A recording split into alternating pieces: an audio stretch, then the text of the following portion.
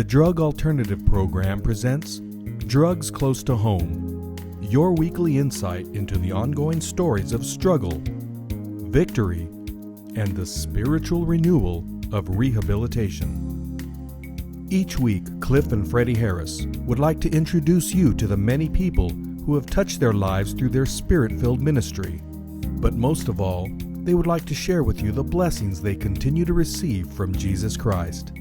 And now, your hosts of Drugs Close to Home, Cliff and Freddie Harris.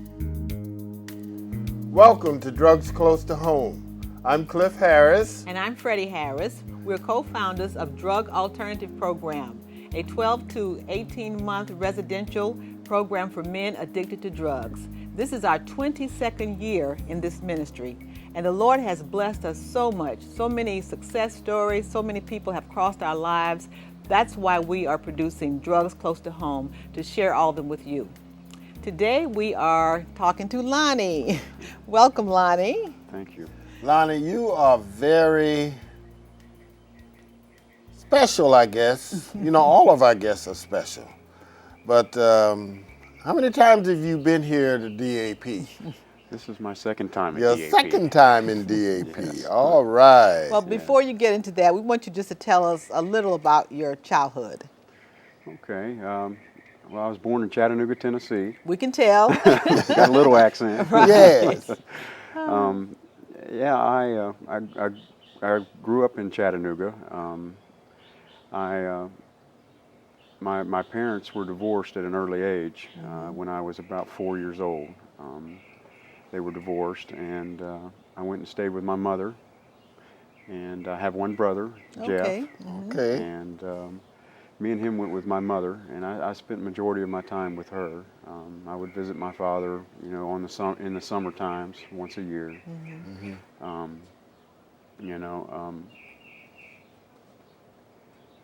I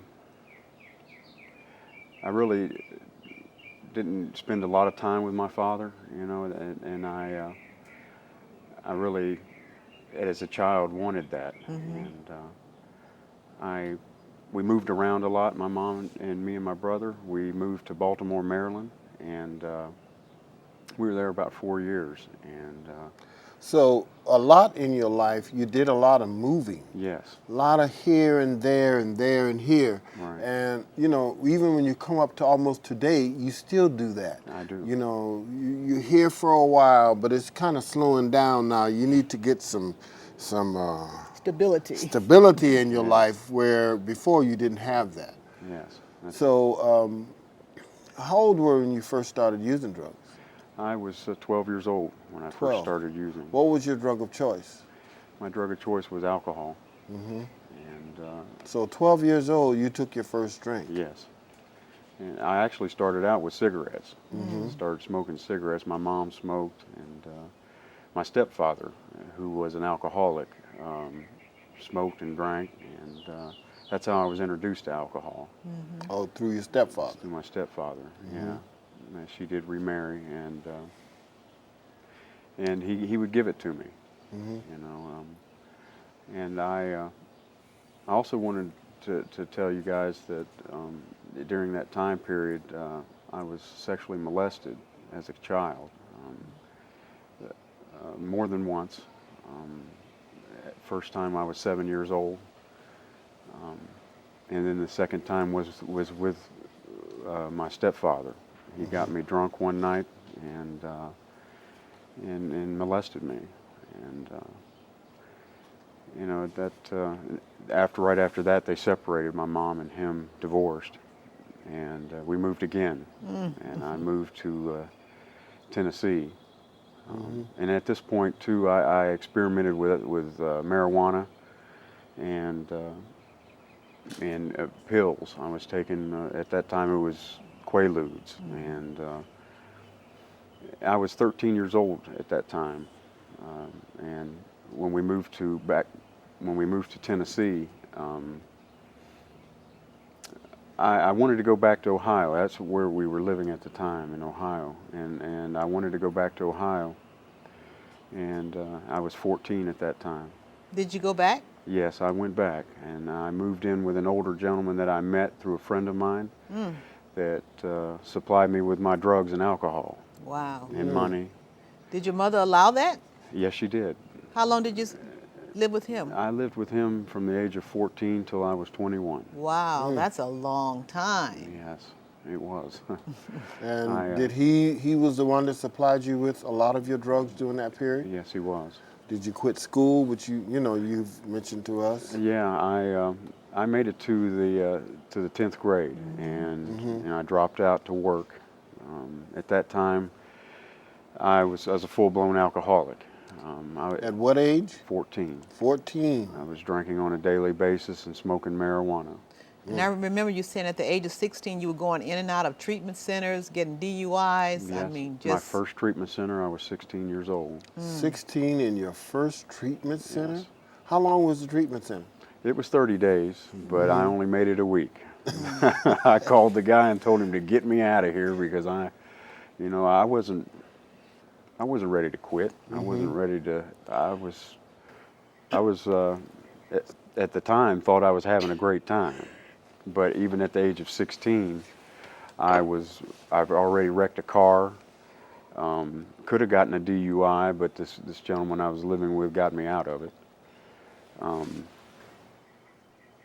From the time that I lived with this guy, from 14 to 21, I went through 4 treatment centers. 4 treatment centers.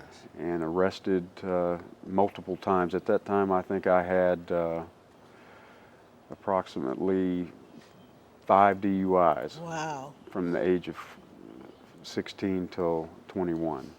And I wasn't even, in Ohio, wasn't even legal to drink yet. I think 21. you said in 1989 you moved back to Tennessee with your mom. Yes, in '89 I moved from Ohio. Things have gotten so bad that I was in jail, and the only place I had to go was back home to my mom, and trying a geographical change to cure myself. Well, that's something we all drug addicts do. If I can change my environment, I will stop. Right. It might help it, but it does not cure it, or it does not take care of the situation. Well, for me, it didn't Yes. do anything. I got worse. than I Your was. drugs escalated. Yeah, they escalated intensely. My drinking, I was blacking out every time I would drink, and I was starting to get physically and verbally violent with those around me. I remember you said you were assaulted by police several times. Yes, I've had several assault on a police officer charges because I would get so violent when they would arrest me. And when I moved back to Tennessee, I moved in with my mother, and I did meet a woman and got married. How long were you married? I was married for 2 years. I lived with her for 4, and then we were married for 2, and unfortunately, she used too.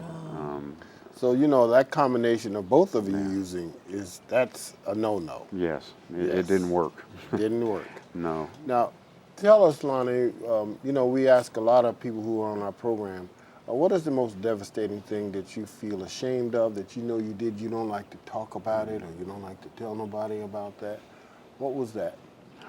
I remember your mother. Yes, yes. There was a time during this time that I'm talking about that I was living with her, and I came home from work severely drunk. Been drinking all day, even at work, because I worked outside so I could drink all the time. Came in and she started lecturing me and telling me that, to get out of her house, and you can't drink in my house.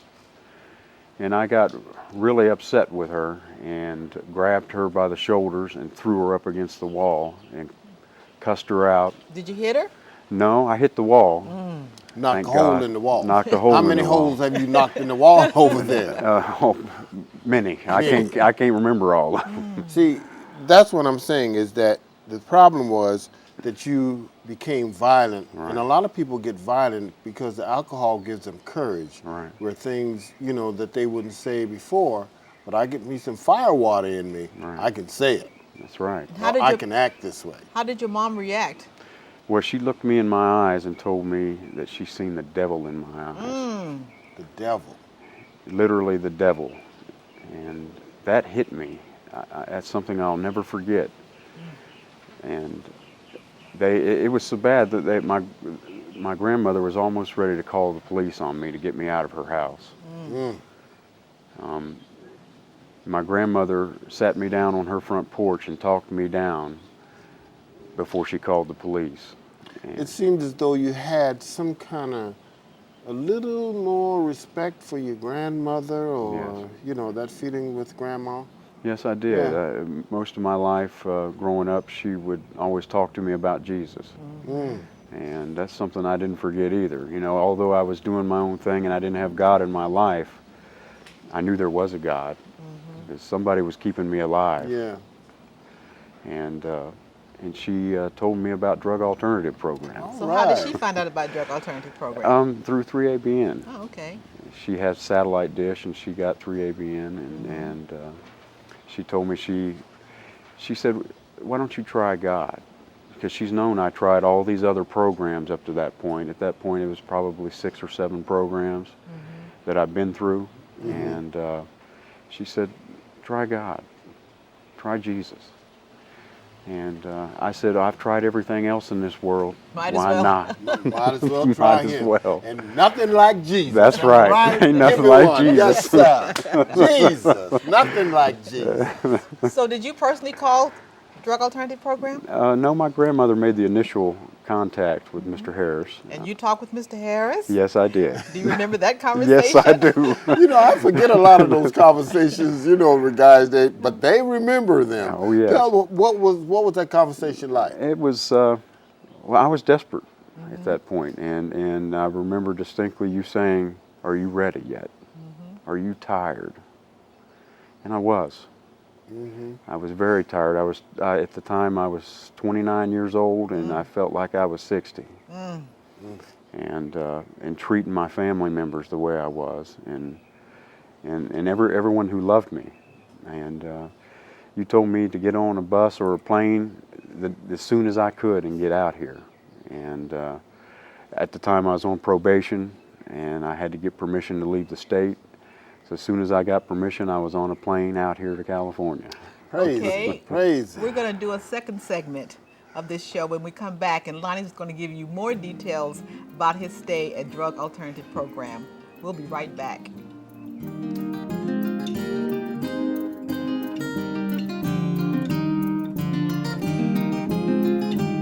Thank you for watching Drugs Close to Home, brought to you by the Drug Alternative Program. As substance abuse refuses to relinquish its hold on America, the need for help has not diminished.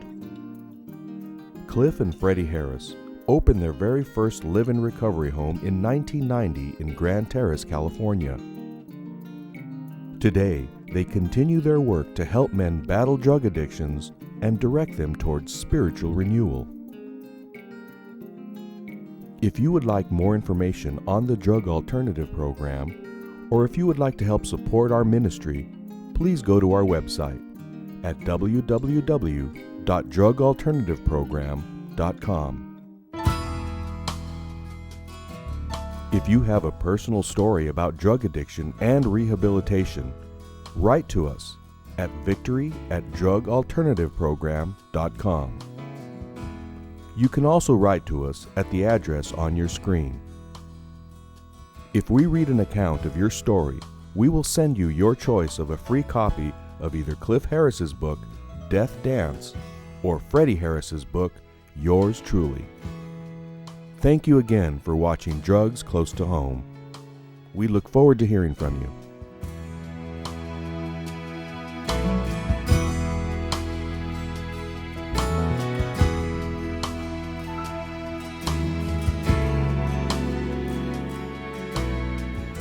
Welcome back to Drugs Close to Home.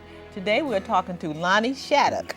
Lonny has been a client, a graduate, an employee. Now he's a client getting ready to graduate again. Lonny, I wanted to say, I remember you telling me that before you came to DAP, you had only been sober for about 60 days from the age of 14 to 30 years old. Yes. Wow. Yes, I used drugs or drank or some kind of mind-altering substance from that age up until I came here when I was 29 years old. Right. You know, you worked for the Drug Alternative Program for 5 years. Yes. You ran the program, you wrote the checks. We would be gone for a month at a time, and you would run the program. But you know one thing, Freddie? In all of that, he never stole from DAP. Never stole. Never stole anything. Talk about that time, Lonnie. It was a wonderful time in my life because I felt like I've never felt before without something in my system to change my mood or not face reality. But what was in your system was some Jesus was in that. That's system. right. That's why I Yes. felt so good. Yeah. Yeah, that was the first time in my life that I had Jesus in my life. Amen. And man, it was a miracle. Right. It really was, and it is. Right. You know. So you got married, you bought a new home. I remembered us helping you with the down payment. Yes, We you helped you with a did. beautiful backyard, and you had a beautiful son, and that lasted for how long? We were married almost 4 years. 4 years. Yes, and because of my relapse, and I wanted to mention too, my relapse,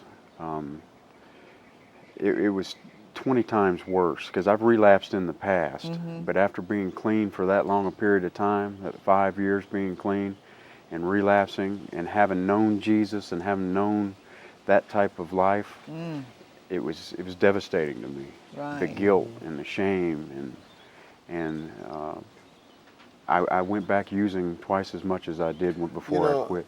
When we really go back and think about it, because, you know, people here really knew you.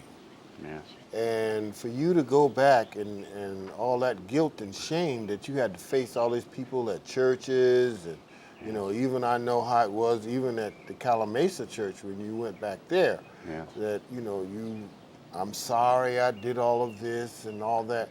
And it's still, you even went back again and it got worse. Yes. Yeah, and I was even a deacon in my church, and I was real involved, and You know, and I remember when you called us from the behavioral center. You know, one thing you did, Lonnie, you always called us and stayed in contact with us. Oh, wait a minute, Freddie. He would call me drunk, yes, I would. a whole lot drunk. And I'm like, you know, I don't really like to talk to people when they're drunk and, you know, just rambling on. But he would call. I knew that there was some kind of contact there, relationship, the reason why you called. And I can remember when we went to the behavioral center, he called us and asked us to come and see him. That we were standing, both of us were standing this close to you. And we didn't know who you were. No. Did not even recognize you. Yes, the drugs really sucked the life right out Right. of me. I And mean, how much weight had you lost? I lost about 70 pounds in 3 months. Wow. Honestly, I did not. The only way I knew you is I knew your voice. And you Yes. said, you know, Mr. and Mrs. Harris. I didn't recognize myself even looking in the mirror. Right. I really didn't. And what happened after you left the behavioral center? I was homeless at the time as me and my wife got a divorce, and she put a restraining order against me. I couldn't come within 100 yards of her or my son or even my house. Right. That's how bad I was. They found a place for me to go, a halfway house, and I went and stayed there. I stayed there maybe a month, and I went back to using again. And they put you out of there. Yes. I remember one good thing that you did. You know, you had to sell the house, and what you did is you took $35,000 and gave your ex-wife that money for your son's child support. Yes, that's one thing that stuck with me is that I wanted to make sure my son was taken care of. You know, I knew when I was using that I wasn't going to be there for him physically, but I could be there for him financially. And that was one thing that I wanted to make sure that was taken care of. Now, how much did you have left over? I had $20,000 left over And from what the did sale you of the do? house. Now, you know, that's a dangerous amount of money for Yes. any drug addict to have. Cash money. Cash money. And what did you do with that money, Lonnie? I blew it. In how long? Within 3 weeks, Ah. it was gone.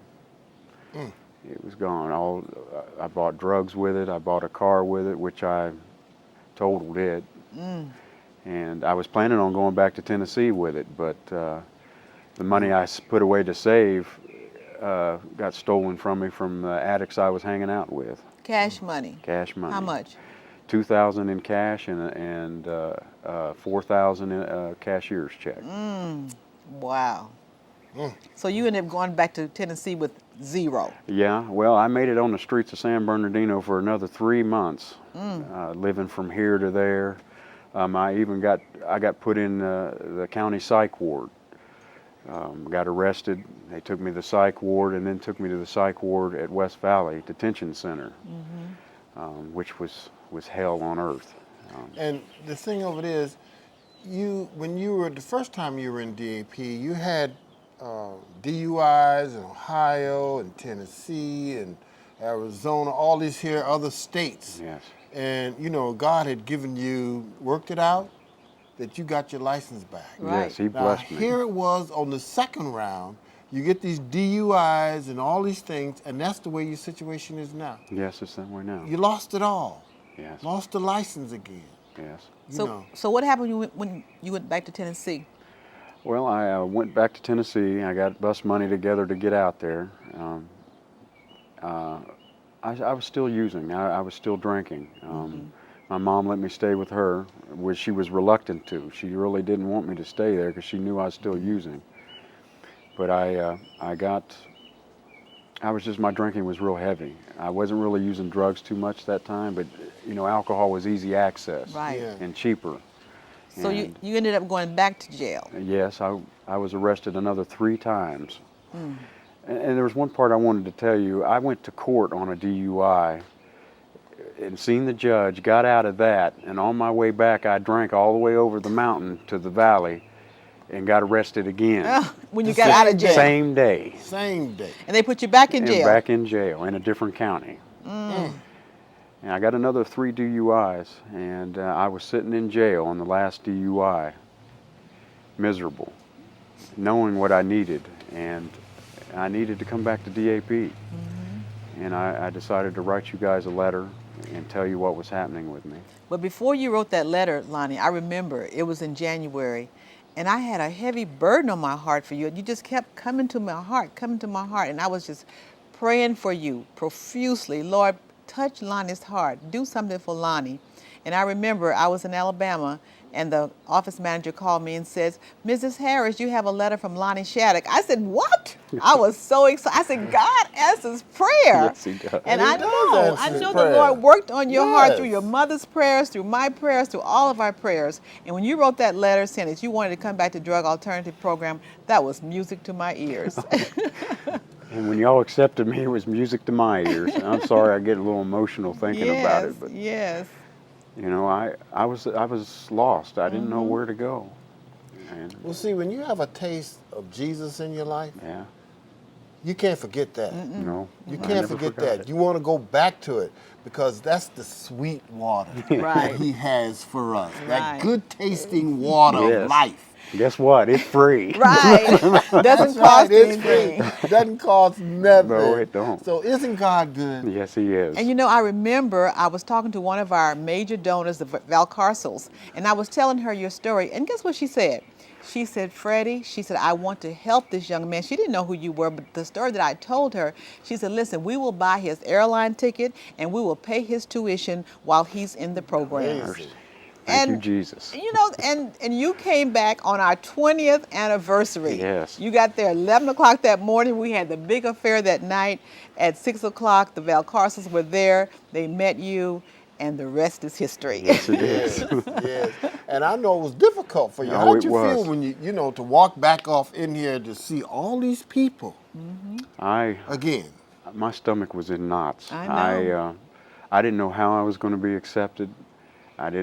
My mind was just going 90 miles an hour, knowing that I'm going to see all these people that I worked with and that I went to church with, and even my relatives. And Jesus is so good that, Yes, He does. they all come to me with open arms. That's right. And just welcomed me back and was glad that I decided to come back and get my life straightened out. And that was a surprise to you, Yes, weren't it Wasn't was. It was a shocker. I It know. was.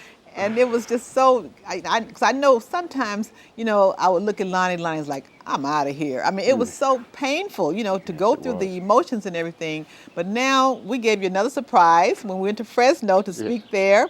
We gave him phase 5. Yes, yes. Wasn't that exciting? Oh, it was exciting. And that was a surprise to I you. didn't expect it Right. a bit. Yes, you Right. weren't expecting that. So now you're on phase 5. You're house manager for House 1 Yes, to ma'am. Richards Ranch. And the guys are so glad to have you. They said, you know, Lonnie is so compassionate, he's kind, but he's still firm.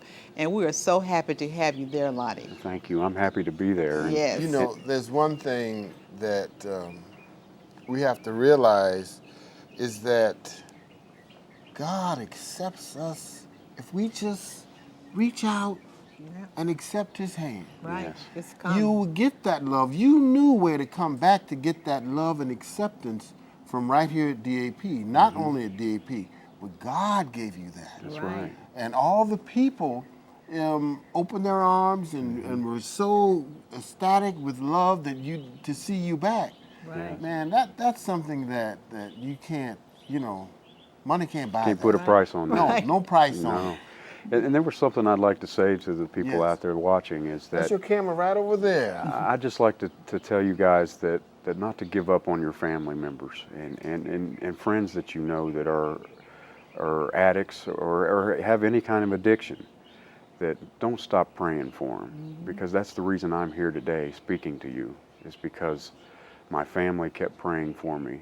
Mr. and Mrs. Harris and all my church family kept praying for me, and that's why I'm here today. And I just like to stress that to you guys, to not to give up on your family. God you. answers prayer.